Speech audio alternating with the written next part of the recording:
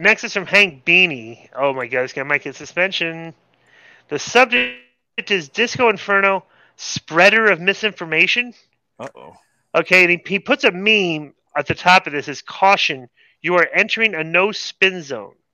Okay?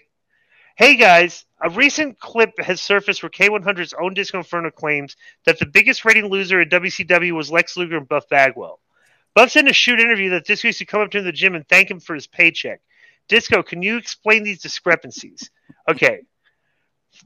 Two things can be right at once. Number one, Lex Luger and Buff Bagwell were not like the biggest ratings losers, but whenever I would do the minute by minute ratings, right? Whenever they had an in-ring interview, just the two of them, when they were doing a team where they were together, bro, their in-ring interviews were just not doing. There was losing numbers minute by minute, and that's not. I'm not. I'm fans of those guys. I wasn't like be some of the turn because I thought their interviews were funny, but people were turning them off. Okay, period. That's a fact. If anyone wants to go back and look at the minute by minute ratings and stuff for things for the period of time, this is 20 something years ago, but this is verifiable, right?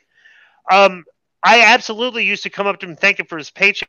That was like a running joke, but we always used to like.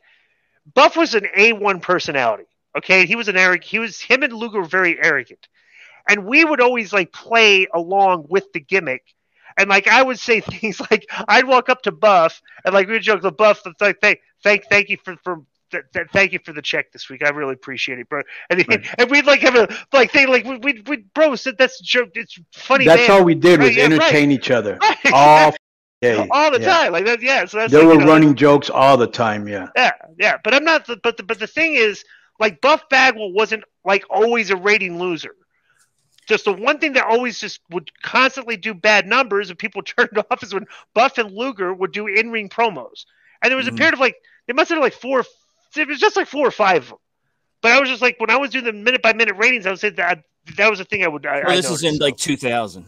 Right? Yeah, so it's like, and WCW was, the WWE was kicking around at that time and stuff. So it's not like, I'm not knocking them. I'm just pointing out a fact that the number one thing that like, consistently would just lose viewers whenever they were on was when Buff and Luger would do in-ring promos together.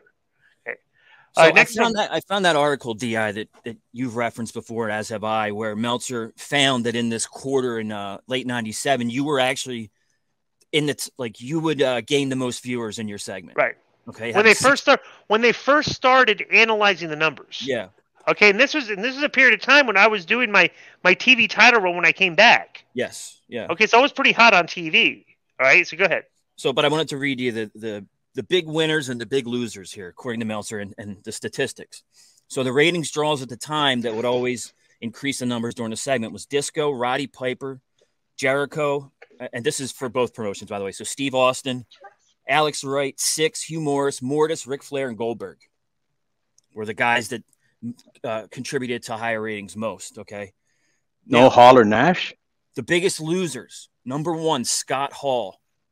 Wow. Minus 25, which means he dropped a 0.5 and they added up into 25, I guess, right?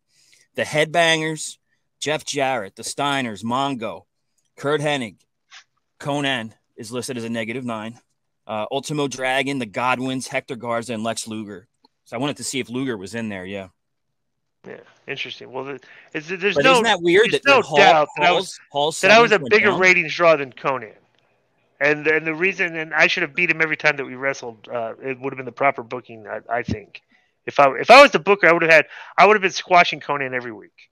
Would be good booking. I think it would have got me over. Do you agree with that, Conan? That I should have squashed you every week, bro. As presumptuous as this might sound, it don't matter because I always found a way to get over. Yes.